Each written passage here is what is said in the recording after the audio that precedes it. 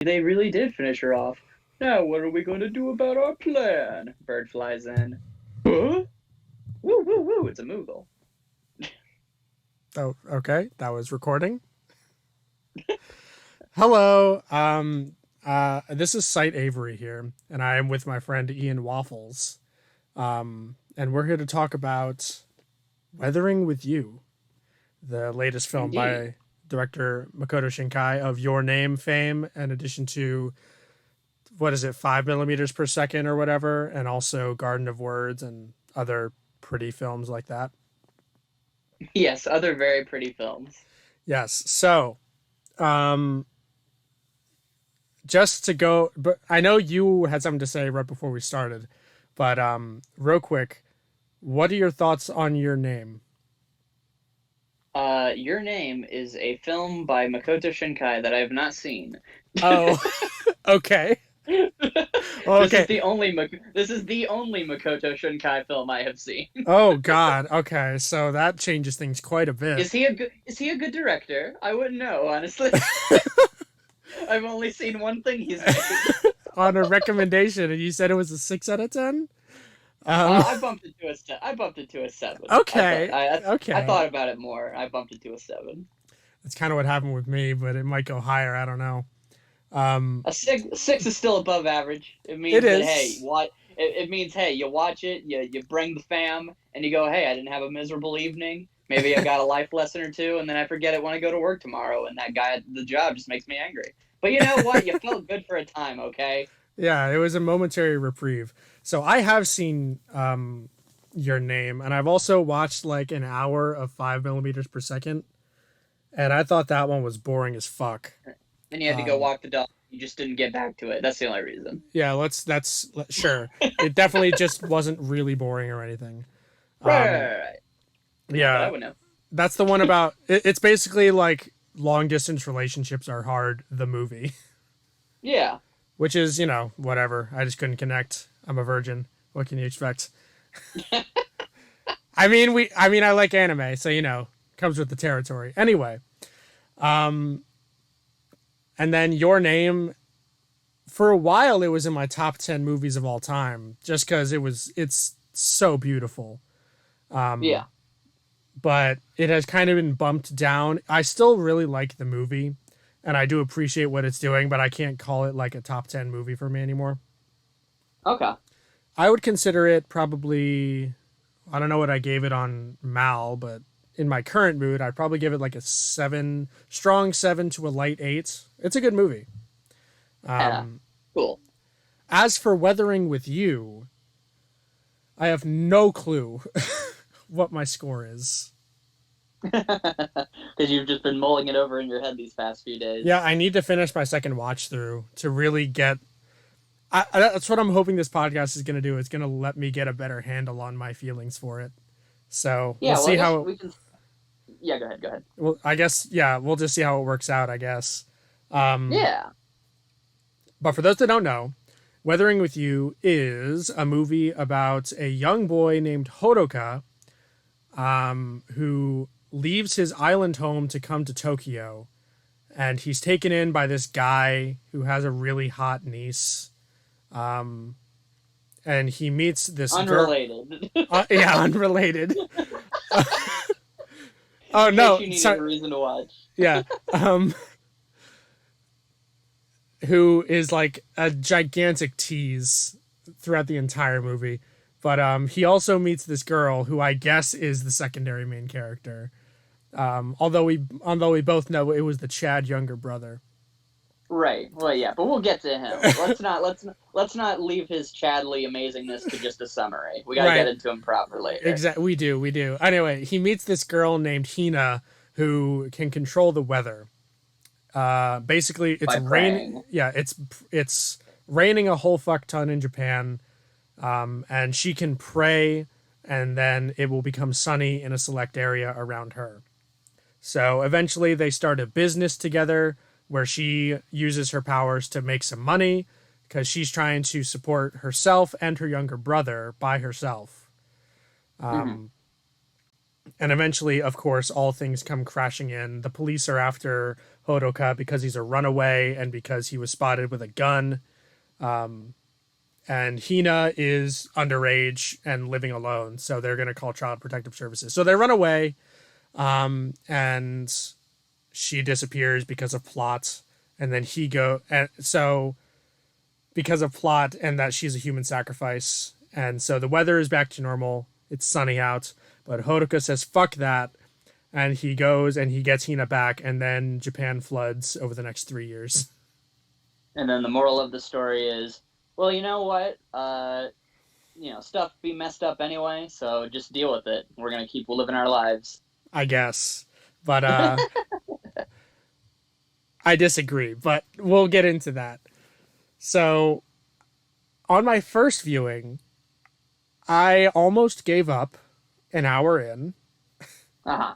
It was I almost gave up right at the scene, like directly before she suddenly like starts floating up into the air. Do you remember that one? Yeah. Where they meet up in the finale too, like at the very end of the movie. Yeah, yeah. I almost gave up pretty much like 30 seconds before she started floating because I just like was looking at this movie and I was like, God, it's He's like, what are we doing? yeah. What is the main plot here?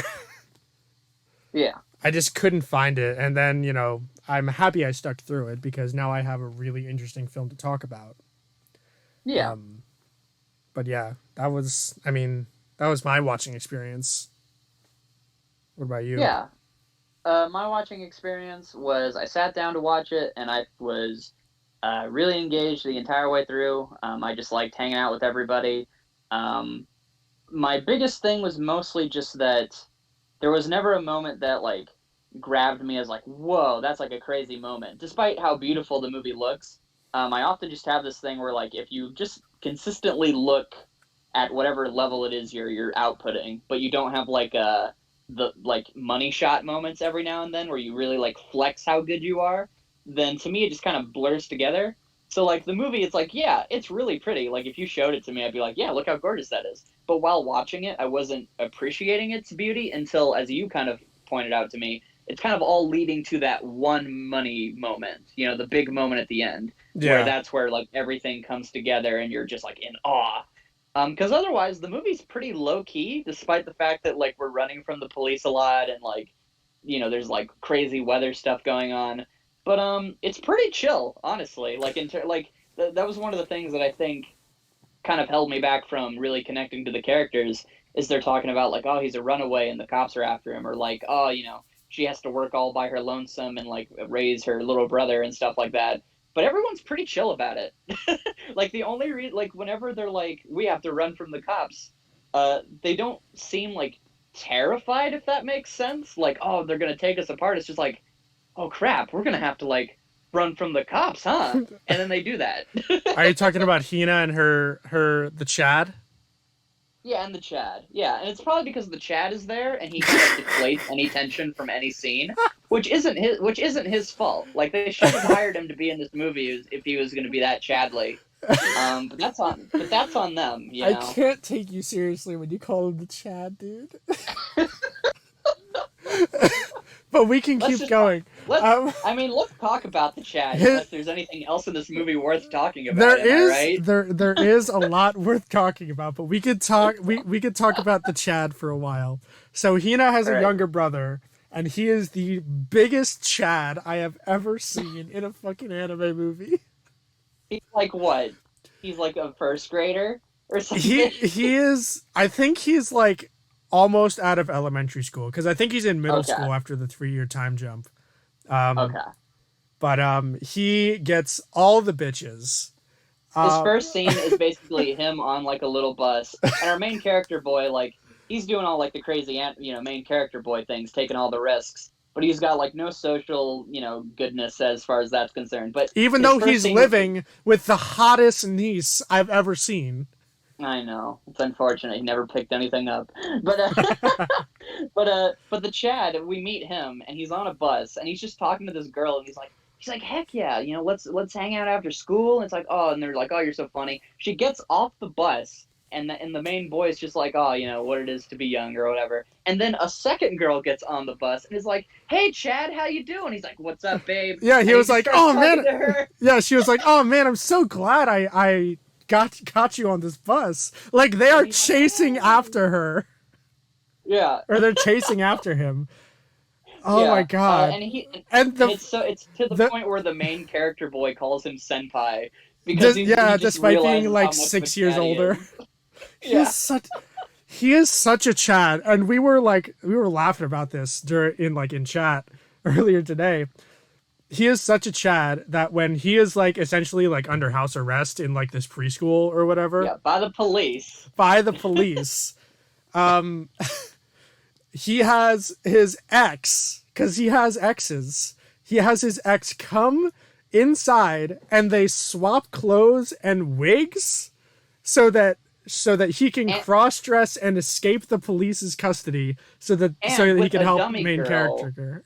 Yeah, and with a dummy girl to act as a distraction, Yeah, like it's another girl that he insane. knows. And then God, he just does it like it's nothing. that is the chattest move. Yeah, Getting when your you're ex to cross dress as you. I don't oh, it's care for great. what purpose, but that's when you know you have won in life. That might be one of the scenes that makes the least sense because that means he has like a psychic link with all of that. Because this is what this means. Because he wouldn't have been able to talk to anybody. So this means that like They the probably allowed girls him a like phone call. they like and he like called his ex. Hey babe, Hey, I'm in can you real do me a deep favor? shit. Well, and that means that I mean they were listening, so he had to have been like, hey, code C, Oh my god, you're fine. right. Because here's the thing, this is why none of it makes any sense, but he's such a Chad that I'll believe it. It's either that or like he had like a code word or something that he like transmitted through the message that he called his ex, or his ex, because they said that they found out that he got arrested while they were at school. So he must have had like she loves him so much that she's like obviously he wouldn't be in trouble for real reasons. So I'm gonna do this cross dressing plan, and he was just like expecting that. Yeah. Or here's my theory is that he's the Chad because he's in like the criminal underworld. So he's been arrested before Right. and they've had to pull this shit already. This Yeah, no matter what, He he's the had greatest he character had ever no created. hesitation tackling that old fucker. Yeah, he tackles a cop in a dress. He didn't even he didn't even take the time to change I think he was in because he heels, dude.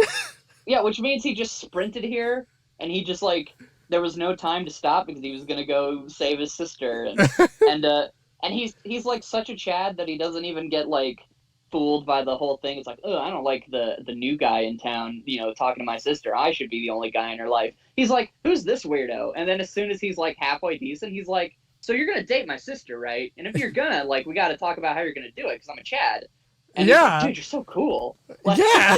like, like he He, literally starts coaching him on how to date his sister because he's like, I mean, you're fine. Like, why wouldn't I let you? Like, what am I gonna do? I got girls.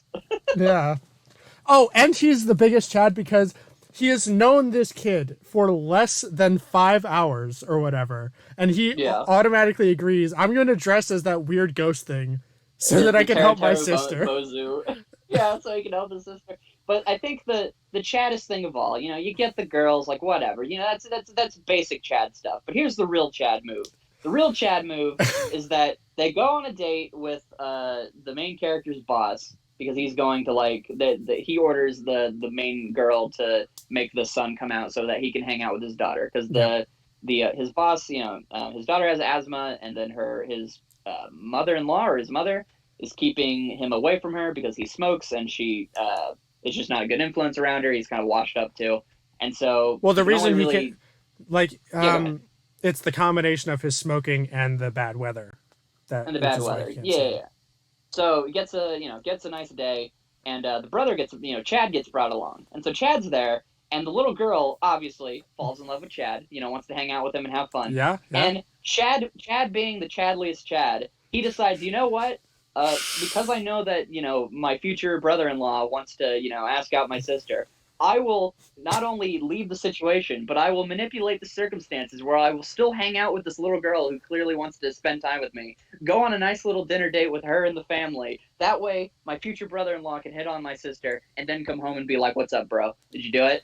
That's how much of a Chad he is. He He was a is gentle. He's a gentleman and a scholar. he is the best character in the movie, hands down. From a Without a from a doubt. from an ironic perspective. On a I mean, serious on a more serious from a note, purely entertainment perspective, sure. But on a more serious note, um gross, but sure.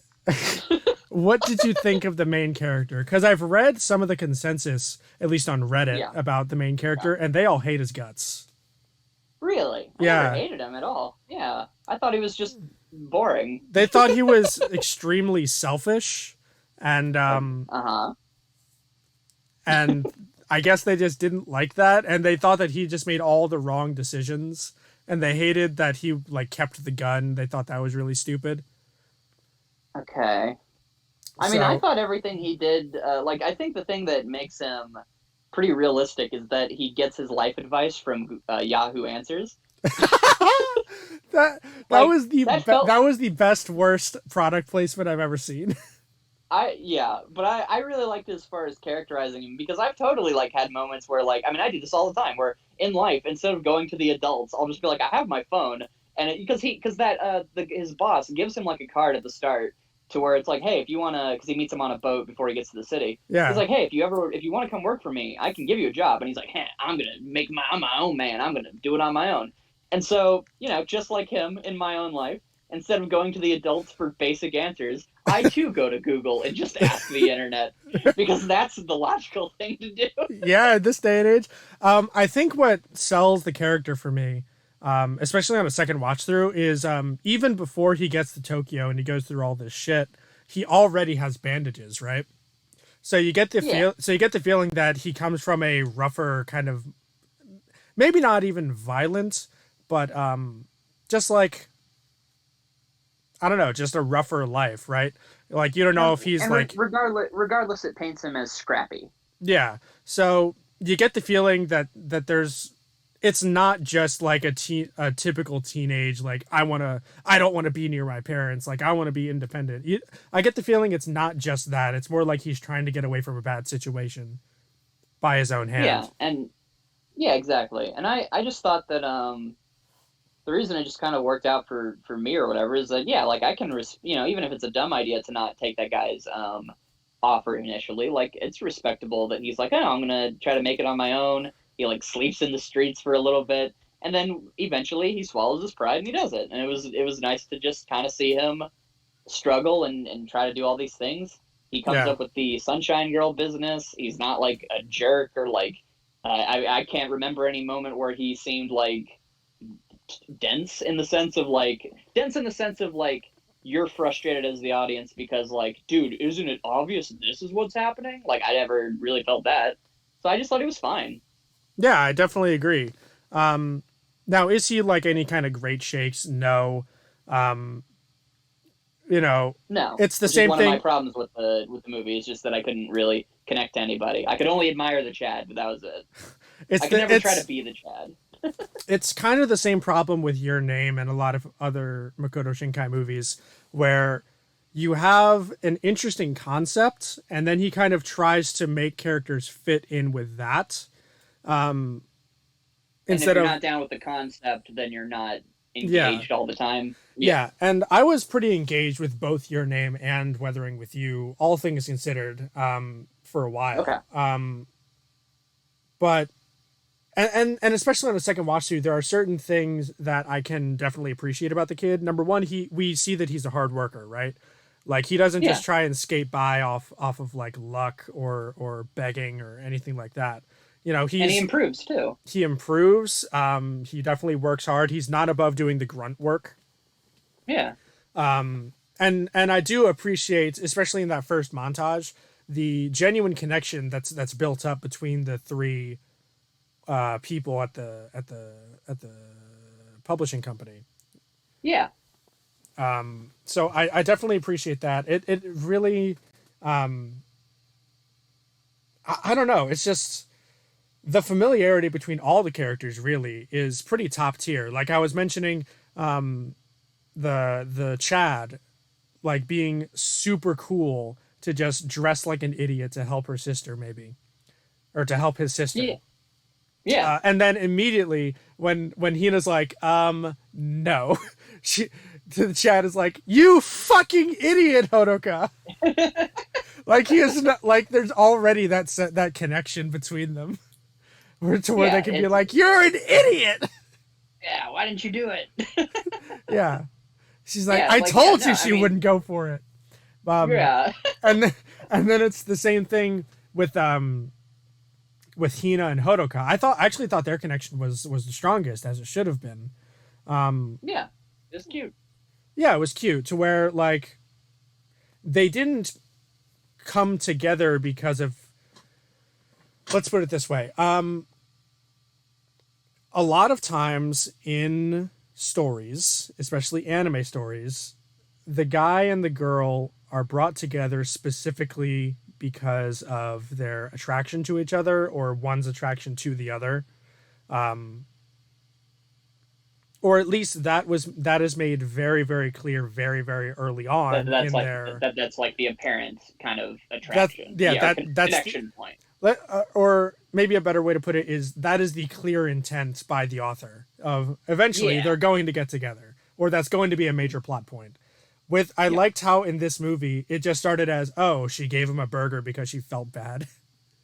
And Yeah, and the then movie is full of coincidences where every important character meets up at just the right time, so he sees her again, and then he's able to repay the favor. yeah, and then I do like how not only does it show his resourcefulness because he comes with the up with the Sunshine Girl idea, um, it shows that he can be brave, that he can act selflessly even if it backfires when he goes to protect her.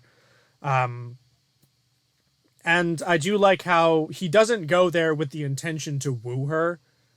No. That was really nice. And I also liked how it was a character that's pushed to further the connection, because that was one of my big problems with Your Name, is that yeah, I like the rapport and the chemistry between the two main characters, but it was entirely coincidence that they are stuck together essentially.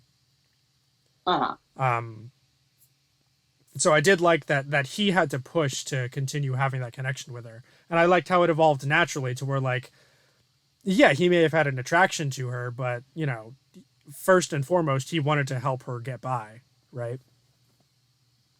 Yeah, exactly. It was just a general wanting to help thing.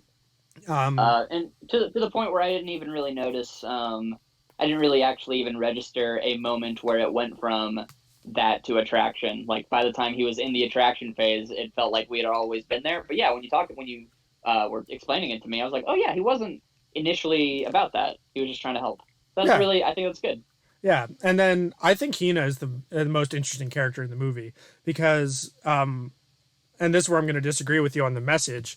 The message is to me is like the starkest example of take care of yourself before you take care of others that I've ever seen. Uh-huh. It's like the most Right. extreme version of that lesson, to where like Hina habitually protects and cares for other people before herself. Yeah. She gives out the burger to Horoka. Like first scene, that's exactly what she does. Even in the next scene when she like yells at him like, why the fuck do you have a gun, she immediately comes back and asks, do you want it to stop raining? She wants to make him feel better because she sees how distraught he is at what he Yeah. could have done. That was another good moment. And it's just this idea of, now we don't know whether or not she knew from the start that she would disappear. It implies that she didn't. However, I don't think she would be dense enough to not notice that her body was turning into water.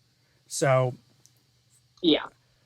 so we can imply that she knew that she was giving up parts of herself literally to help other people. And Well, and she also didn't seem too terrified when she did reveal it. It was just more like it kind of seemed like oh, now I can finally share this moment. yeah. Um R- Rather than like what's happening to me. yeah. So the Hina's entire arc is learning to not be a simp. That's kind of a For the bad way to world. say, yeah, for the world. That's kind of a bad way to put it, but I mean Well, that's yeah, um. well, I get you, but Cause, I would say, go yeah, ahead. go, sorry, go No, ahead. go ahead. Go ahead. Go ahead. Oh, so I was gonna say to add to because my whole thing with the message is the idea of like things are gonna be messed up anyway. So you might as well just that doesn't mean you need to basically stop and sulk or try to fix the world's problems in ways that go beyond what you need to take care of yourself. And that was be the where I think our two ideas of the messages combine is that in the end they choose to let because the idea of the Sunshine Girl is that you sacrifice a person for the sake of everybody, for the collective, for everyone else to be okay. Yeah. But the idea that that old lady presents at the end is like, this used to be a bay, or like, we've only been recording the way the world is for like 100 years. The world ebbs and flows and changes. And so in the end, the rain's going to come back even if there isn't a Sunshine Girl, right? Yeah. Like because we've had Sunshine Girls before that we've sacrificed. So obviously it's a cycle, right? Yeah. So the idea is to let Hina have her life and just let the world do its thing because humans will persevere. We're not just going to stay stagnant. We will adapt. And it's not fair for her to give up her life for For things to stay the that. same. Yeah, exactly.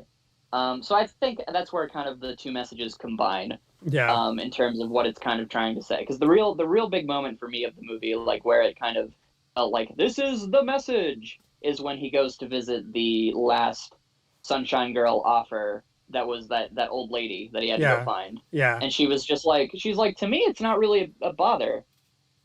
Like I know that the history of this place is that it used to be a pier, so really it just kind of feels like it's going back the way it was supposed to. Yeah. And Yeah. then you see, and then he like goes to his old boss, and he's actually thriving and doing just fine. It's like, yeah, we went to the park the other day. Like the movie spends zero time on like the actual like serious ramifications of this, like people dying, people losing their jobs, people needing to move. It spends very little time on that because it wants to focus on the fact that the idea is that the literally almost all of Tokyo is sunk, and yet as soon as he gets there, the first thing he's worried about is, all right, I guess I got to find a job.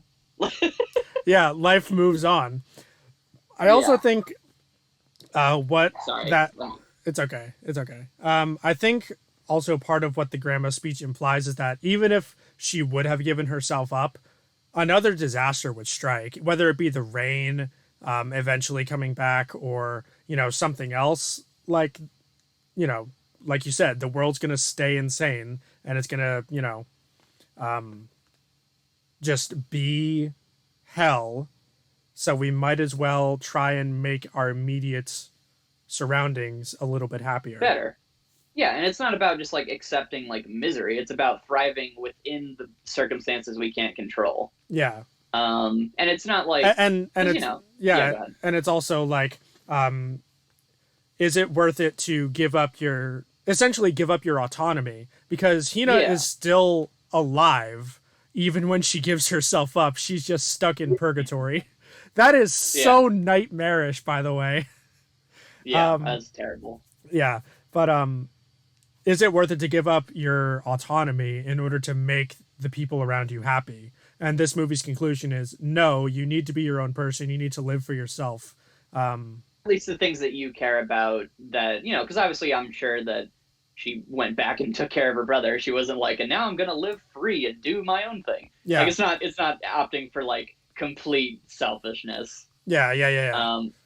Yeah, because the thing she's being because it is a selfish desire for her to be like, I will protect the single thing that I care about. But her being apparently selfless is her giving herself up for things that, like, sure, I'm sure she doesn't want the world to suffer, but in that sense, that's more of like a self-destroying selfishness where it's like, I don't want to feel the guilt of having caused other people bother. Yeah. So, and it's about accepting what part of that do you want to take. Yeah, it to me it's basically a message against compulsive altruism, Yeah. which Hina definitely suffers from.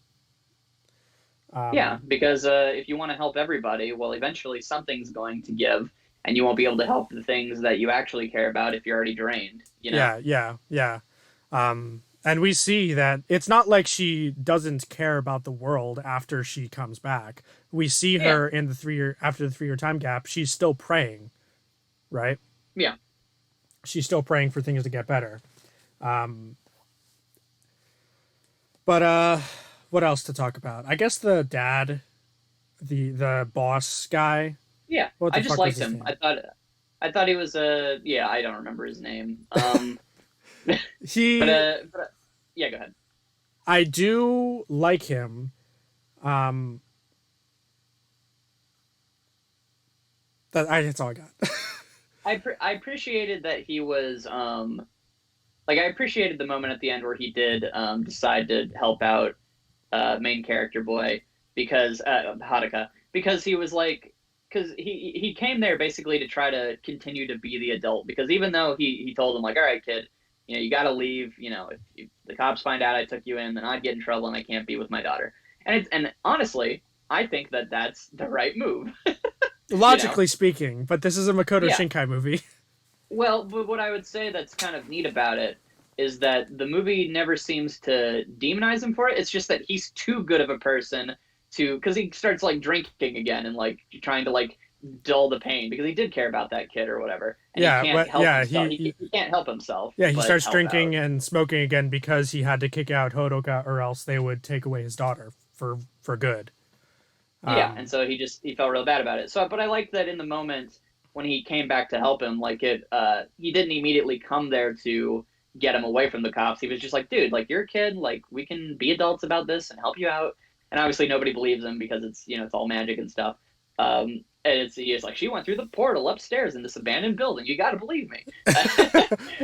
yeah, and And so then he, Scar, go ahead, yeah, finish. Go ahead, no, I was gonna finish. say, but yeah, I just appreciated that when he came around and decided to help him. I never felt like the movie was saying like this is the right choice. It felt very much in character. Like it didn't feel like that I was being told a message of like, yeah, you should, because that would go against the movie's themes, right? Of self-sacrificing yourself at any term. It seemed like it was a moment where he just did what he thought was right in the moment, and it actually did end up working out. It didn't take everything from him. He still gets to be with his daughter in the end, and so I kind of liked that different characters either went against the message or they embodied it in small ways and it didn't feel cut and dry, I guess, if that makes sense. I think a more nuanced approach to the message might be that you shouldn't sacrifice for the world, but Sacrifice for the things you care about. yeah, sacrifice for the things you care about. And I think that closer aligns all of the different characters into their ultimate Yeah, decisions to where the boss clearly cares about the kid despite what he says. And so he ultimately decides to risk his own happiness for the sake of giving the kid a happier ending. Hodoka is essentially willing to become a sunshine boy by going through the same portal as Hina, or God knows what else the consequences would be of that decision should it not work. yeah, But he was yeah, willing to do that for the sake of Hina's happiness. Same thing with even the Chad's ex, right? Like yeah. she was willing to sacrifice getting essentially arrested when she's 4 for the sake of Yeah, her ex, who apparently she still cares about, but is being a tsundere about. yeah, and the Chad is willing to give up nothing because he is everything, and so no matter what, all things will return to him, and he was Yeah, right, so I don't know why we ever doubted him. this is true. This is true. All things inevitably return to Chad. His name is Right. Nagi, by the way. Ugh, gross. You call him by his peasant name. He abandoned that name and became the Chad a long time ago, from at least 10 minutes after he was born. So I don't know why you call him by his dead name. Just so they know who we're talking about, so they can look him up later. If they watch the movie and they don't know who the Chad is, that's their loss. But if they didn't, then they can't just look up Hina's younger. Well, I guess they could just look up Hina's younger brother, but whatever. I don't. Yeah. But yeah, no, I agree with you. And I think the message really good. Like for one, we didn't talk about this. Something that did really stand out to me is I liked all the little montages and all the little vocal tracks throughout the movie. Hmm. Um, That's another thing on Reddit that I saw. A lot of people didn't like that. They thought it took him out of the movie.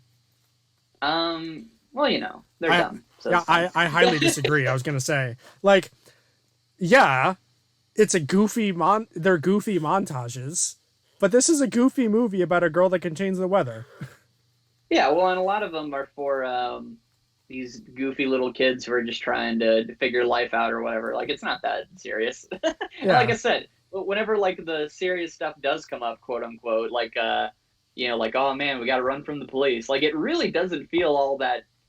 Like the scariest point of the movie is when he's being held down by that one guy who is going to take Hina to like the adult club, and like the rain is coming down his face and the music's building up because it's building to where he's going to use the gun. Yeah. That was like the most intense part of the movie. Like whenever the cops get him later and they hold him down, like it really doesn't feel all that bad. Well, okay, the cops don't have any intention to hurt him. Right, exactly. But that's what I mean. Is like the movie never, and I guess that means that the movie doesn't.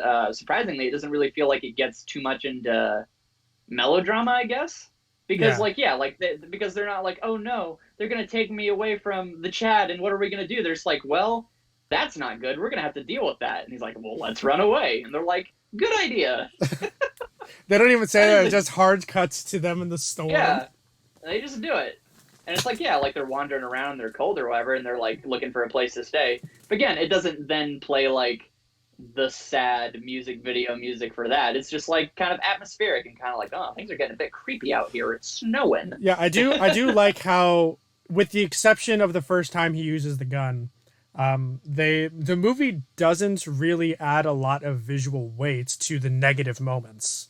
It adds a lot more to the positive, which I think is a really nice change of pace. Because like you see all the time in anime especially, where you have the big villain and he just powered up, and the music is epic, and the lone hero is standing against him, and a stereotypical thing, and it's just like all around a terrible situation. And then when the villain is defeated, all the colors go back to normal, and the main character is just like, all right. And it's so boring. All right, Christmas is safe again. God damn it. Bringing it back to Kingdom Hearts. But yeah, I really appreciated that it highlighted the positive moments. Yeah, like I mentioned earlier, it didn't really dwell on the fact that like a lot of people probably like lost their homes, and like it's a tragic economic crisis. Yeah. But like no, it just focuses on it focuses on the positive aspect. Life which moves is cool. on. Life moves on, and we get through it. And I guess that also implies, because he said he couldn't take his daughter out because it's raining all the time. So I guess that implies that like as she got older, maybe just her lungs got stronger. Like that could probably happen. Like she was like really little when the movie starts. Oh yeah. Yeah, that usually happens with people, right? They get better immune systems as they grow older. Babies are so helpless. Yeah, unless I mean, she wasn't like a baby. She could talk and walk. But yeah, like I'm sure just as she got older, she just got a better immune system. Yeah. And I'm sure he like quit smoking, unless like someone will point out that he was smoking last scene. It's like, oh, that just negative doesn't make sense. Yeah. What else? Well, I guess that scene, the moment fall from the sky. Yeah. That was so good. You could tell that Makoto Shinkai thought of that moment, and then he built the entire movie around it. And then he made a movie about it. Yeah. And it was made with so much love. It was so dynamic too, how they start on top of the cloud, and then they fall through the storm, and they break apart, and they have to work their way back together. And then when they finally do, and things grow calm, they come out of the storm cloud, and they're just overlooking the city upside down, just completely content with each other. That was so good. Yeah. I love that. I love very, very cute. I love the soundtrack too. The music. I have been listening to that track. I have been listening to that track since I watched it. Yeah. On repeat. So I guess it's on repeat. Yeah, it was. I wanted to listen to the soundtrack too, but I got busy all day. But yeah, no, I wanted to. I really want to listen to the music. Going forward, like it's the one thing that'll definitely stick with me afterwards. Besides like the main message. Yeah, it's made by Radwimps. Oh, okay. Again, he also did it for Your Name, and I really love his songs in Your Name. Well, cool. Yeah. So I guess that'll lead to the kind of the main reason we wanted to have a discussion in the first place is because we've been talking about a lot of good stuff about themes and these ideas, but you said that there was a few things that made you question if you could accept the moment for the moment. Yeah, so I was messaging you before you watched it, and I was basically saying like, that one moment is so damn good, but I'm having a lot of trouble justifying the rest of the movie, you know? Hmm. In what way?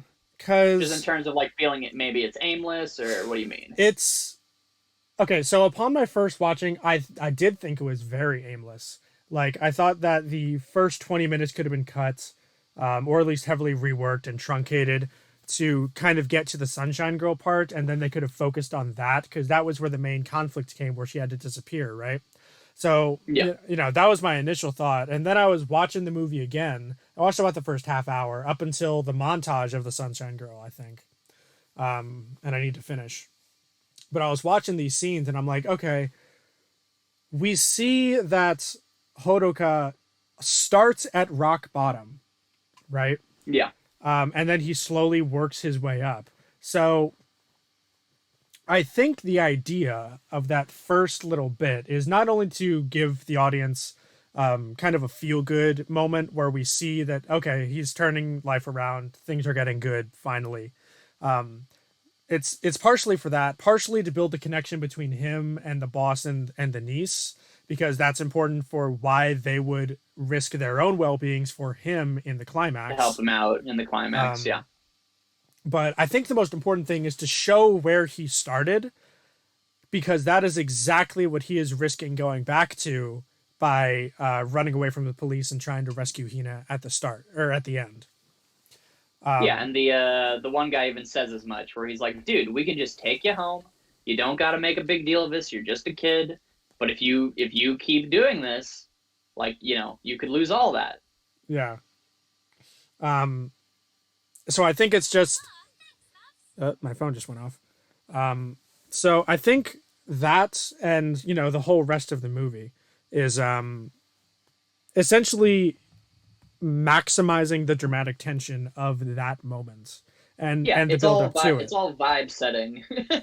Yeah, where like we're setting up the plots, we're setting up the characters, and we're setting up the circumstances that and the consequences that of the actions that the characters take. So looking at those quote unquote aimless scenes like that, I don't think they're aimless anymore. They have a very distinct purpose in the narrative. Now, whether or not you can stomach them is another question entirely, because yeah, a lot of them are slow, a lot of them, especially on a first viewing, you don't know where they're going and you don't know what the point of all this is. So it just kind of comes off as boring. Because it's like, okay, these scenes I guess on their own are okay, but like they don't match each other, I guess. Yeah, I Um guess because I remember saying that like I told you, I was never bored, and I had no idea what this film was about. Like I didn't know anything about like the sacrifice, all that stuff. So I guess I could try to explain like what kept me engaged um, during those sections. And I think it was just that they set up this kid, and they set up that nice little scene with the boss saving his life or whatever and trying to help him. And so I was invested in those two meeting up again because I thought like, oh, these two, when you're in a brand new world like this story, like I know it's real life, but or it takes place in Tokyo. I mean, yeah. um, but like it's a you don't have any connection there, and so that's a thread of something that is familiar that they established early on, and so I wanted to see him uh, interact with that and basically make something of it. So Mhm. then the whole movie just felt like, oh, you set up that one girl being there, being nice to him and giving him that thing. And again, the only reason I knew that she was important was just simply because you see the box art or whatever. Yeah. Um, but like that little moment, it just felt like another scene of like, oh, things are kind of getting better, and then it feels to me it felt like a natural integration of like, okay, things are getting better for him in this way, and then he actually kind of in the idea of him becoming like the young man at the end instead of the or big man or whatever instead of little man that the boss keeps calling him. Yeah. um it kind of works out in a way of like he's just kind of doing his best to like make good of the job he has. He doesn't hate the job he has with the boss or anything like that, but he's making that better and that better, and then he finds something of his own making, which is he makes his own business. And so okay, now he's still connected to the old guy and still working for him, but now he's doing his own little business. But now he's created connections through that business that are even more important to him. But his old connection is still there. And so now all these things are compiling onto each other. And then the plot happens where obviously she gets taken away. And then we can do our climax. So to me, I felt like it was always naturally weaving through the main character of things that he is attached to and things that I want good to happen to him. And so it felt like he was always progressing, but it felt nice that he never forgot, the movie never forgot anything that came before. All the characters that he meets and he creates a rapport with come back to help him in the end. And so I really like that. It kind of felt like a truncated version of something like Love, Chinibio and Other Delusions, where that whole show is just about Rika's character getting closure for her story, without spoilers or anything. But for getting closure for her character. Go watch Ian's video on it. Yeah, it's Big Dumb Rika Defense Video. It's what it's called. But that whole show is literally just trying to get this one character to reach a certain place, and everything in between is just slice of life goodness with those characters, so that when they come back to repay and help her, it feels like, yeah, people who care about her came back to repay and help her. That feels nice. Yeah. And so it doesn't feel like it's just nobody's in this finale other than the main character. So I thought it naturally weaved together, and it naturally transitioned to what it was about. Yeah. Without ever forgetting where it started, which I thought was really cool. Yeah, I guess on my first viewing, I just was confused about where it started. You know what I mean? Yeah. It's like the same question as people have about Phantom Menace. Like, why are we starting here instead of like the good stuff? Yeah. Now this has a bit. Now, upon the second viewing, I realized that this has more justification than the Phantom Menace. Yeah, of course. But which is not a high bar, I know. But on my second viewing, yeah, I could definitely see where you're coming from. Now, you and I also have kind of different mentalities when we go into stories, of course, too. Mm-hmm. So, like, for me, I don't really care what the story is. I just care what, like, okay, I'm liking this character. I like this one guy. Make them interact more, please. Yeah, and that's my goal. Yeah, I'm not really caring about the function. Yeah, so and the way I go into it is like, okay, these characters and this world have certain rules, and I'm curious to see what they do with them and how it's going to affect them personally, right? Yeah. And that didn't ever come up until the end, really. Yeah, exactly. With her disappearing. So that's why I was probably getting bored. But yeah, on the second viewing, now that I'm looking at it, I guess from the correct perspective, for as much as there could be of one, I'm honestly not hating the introductory scenes. I wouldn't call them great. I would definitely call them passable. I especially think that the montages are very, very well done. In terms of getting a lot of information out to the audience as fast as possible. Yeah. Although, and I will. And continue. And you were saying like, I forget the context you were saying it, but you were saying like, you couldn't really appreciate how pretty the movie was. As you were watching it.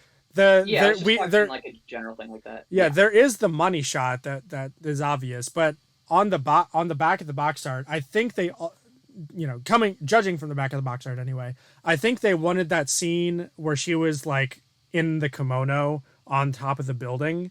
I think they wanted that to be like the big midpoint, but I think that totally failed. Just because, it felt like we were doing more stuff. it felt like an epilogue to the montage, and that was about it. Yeah, it was a nice scene, but it was just like, we're just doing more stuff. Yeah, but looking at the scale of that scene, like it's so obvious, right? Because you have the helicopter circling it. She's actually dressed up for this occasion. And at the end, like her and Hodoka are lying on top of the rooftop alone. So it was so obvious supposed to be an important scene. But it's like, God, kind of bored. What's the point? I think what it is that again, and because I've done all this analysis for like Main Boy and the Boss and all these things, and like I've done all that, but like don't really have much emotional investment in them. Like I get the movie, and like when these scenes are happening, I'm like, oh yeah, I get it. Like this is what we're doing. But like I wasn't like feeling it, and I think that's why that moment falls flat for you and I is that like yeah, I can register like oh yeah, that, we're doing the thing, but it doesn't feel like a big moment, and I think the reason is because their relationship, I still don't know what the personal connection is. I know what the movie connection is in terms of like the way it's framing it, the positions they put them in, the reasons it would make sense for them to bond. But like when she goes up there, it doesn't feel like I'm supposed to go. I'm supposed to understand like this is a big moment for Hina. Her name's Hina, right? Yes. Yeah, this is a big moment for Hina because she always felt so small and now she's literally on top of the world. Or this is a big moment for Hodaka because before this, he's only seen her as a business partner. But man, seeing her in that dress and up here and all these things, maybe I have feelings for her. Like it doesn't feel like the moment has meaning. It just feels like A big this is moment the for the big climax. moment. This is the climax of this section of the story. And I Yeah. go, yes, I understand this is what is happening. I And that also, was, sorry, go yeah, ahead. Finish your point. yeah. And so basically, that's just my general thing is that, yeah, like I can say all these nice things about the movie, but the reason it's never going to reach like an 8 or even like a high 7 for me is just because I got the characters and I got the basic ideas of like, yeah, I want to see a down on his luck kid do well, but it wasn't like I was invested in Hodaka and how he would get well, you know? Yeah. Um, the only other thing I'll say about that scene is that I don't like that the consequences of it weren't clear until after the fact. To Uh-huh. where like Of like of that's like the her reason. sacrificing herself. No. Yeah. Like that's the reason that they stop the Sunshine Girl business for the most part is because oh she's on TV now. We're getting flooded with requests. We can't keep up, so we're just going to stop for a while. That's Yeah, what he that was said. also very low key. Yeah, it was so unfocused on like. So then, what if you don't care about it? Then why should I care about it? But then Yeah, exactly. but then of course I realized that oh it was leading to this that all this time she was dying. Yeah, um, exactly. And but there's a yeah, bit more big deal on that. yeah. So I want to talk about two characters that have no significance in the plot, but it'll lead me into talking about your name, and that's Okay. because the two main characters from Your Name are in this movie. Yeah, I recognized. I was like, wait a sec. Yeah, there's Taki, who is the grandson of the grandma, um, and then there's Mitsuha, who is the jewel clerk who gives Hodoka the ring. Yeah. So I just want to talk about timelines here. Yeah, I was gonna Because say, don't they exist in different timelines? no. Well, okay. Okay. Well, okay. Yes, because they can't be here, but that's neither here nor there. Well, actually, that is here because that's exactly what I'm going to talk about. So they cannot be here. Period. So to talk about Your Name, very brief overview and spoilers. At the end, Taki and Mitsuha have completely forgotten each other, and they're wandering around Tokyo for like 5 years with this lingering like sensation, like they're just missing something. And then at the end, they lock eyes, and it's like, at the end they lock eyes and they recognize each other like a flash, and then they run around Tokyo until they meet each other, and then they introduce themselves. So that takes place 5 years after the main plot of Your Name. Okay? Okay. And Your Name takes place in. I think it takes place in the year it was made, but I could be wrong. Okay, hang on. Okay. In the fall of 2013. Okay. So 2013, and then 5 years after that. So 2018. So Weathering with You takes place in. Come on. Come on, Wikipedia. In 2021. Okay. Um, Okay.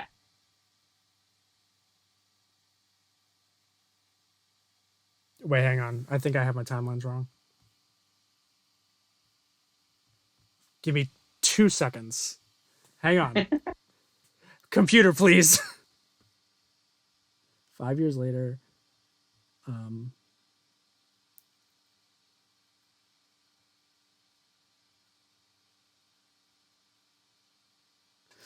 okay. So it's 8 years. Sorry, 8 years after 2013. So 2021. Okay, ready? Yeah. Okay. My timelines were correct. I just said it wrong. So the main plot of Weathering with You takes place in 2021. Okay. So Weathering with You takes place before Taki and Mitsuha meet in 2021, right? That would so they meet in broad daylight and they're running around Tokyo looking for each other at the end. So either Yeah. so either they got like the only explanation that makes sense is that Hina was following them around and making it Being a daylight sunshine for girl. them and making it sunlight for them until they can meet up.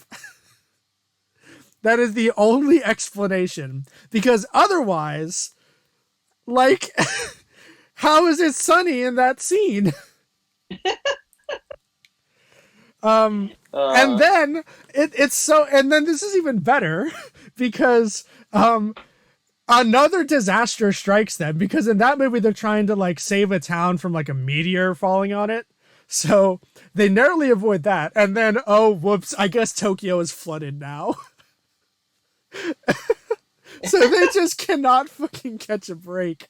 So yeah, they cannot be in this timeline. This is an alternate timeline. I don't care yeah. what anyone says. I mean, yeah. Hades summoned them, and he's like, "I want the mother of all bad guys," and he like called them upon, and they're like, "This isn't our story, but I guess we're a part of this." Yeah. And And then Hades summoned the Chad from the yeah, and dead. then he finally was able to beat Hercules, and that's why the world's ending because the gods are angry. It all makes sense. And Yeah. with that note, that's Weathering with You. Um but yeah, I mean, hey, if you want to watch Your Name, I'd love to do another podcast with you. Oh yeah, definitely. I think Your Name is better than Weathering with You currently. Cuz it just Yeah. has a higher overall quality. But Well, cool. No, I definitely want to watch it. After um watching this, it was at least it'll be pretty it it's I think it's prettier than Weathering with You cuz it's not and I'll raining get all some the good fucking music. time. Right. God damn it. And I'll get some Um good music. So that'd be but cool. but yeah, I mean, I guess overall it's tough to say before I finish my second watch through, but right now I'm thinking that I can now justify the rest of the movie just because Yeah. by looking at it from a different light. Um, Yeah, I think everything in it has a purpose. Even if, one could argue like, oh, you could have focused on this aspect for a lesser amount of time or more amount of time. That's always going to be up in the air, and for that. But as far as what those scenes accomplish, I think they have a clear purpose of building an environment so you understand all the players, so that in the end you care that the characters are going after this very simple thing. yeah, Um, and and that's basically all it's for. yeah, it's like I was saying, it's every moment is there to absolutely maximize the emotional impact of the final climax. Which I mean, saying it Yep. like that, it feels so obvious. Like, of course, that's what every story does, right? But it's like I have never seen such a stark example of that where they Yeah, like it's where almost they like are so completely doing that. yeah, where they are so willing to disregard logical consistency sometimes Oh yeah, um for the sake of that, which I mean it's an admirable attempt. Whether or not it's a successful attempt is going to be up to you guys, but for me it worked. I would give it at yeah. least now after thinking about it more, at least a strong 7 again, a strong 7 to a light 8. Yeah, man, I agree. I'm gonna give it just a plain seven. It's a movie that I can add to the list of anime I could watch with my grandma, so that's cool. Yeah, yeah. All right. Well, thank you, Ian, for doing this podcast with me. I look forward to hopefully doing one on your name if you end up deciding to watch that. And Heck yeah! Can't stay believe you got an tuned. hour out of it. I thought it would take about 20 minutes myself, but we both talk a lot. Heck yeah! Look forward to us in January, where we're gonna be. I shouldn't even say that. Where we're gonna be going through Avatar: The Last Airbender. And proving in definitive detail why it is bad. Sure. Anyway, thank you guys for watching, and I will talk to you guys later. Bye bye. Bye bye.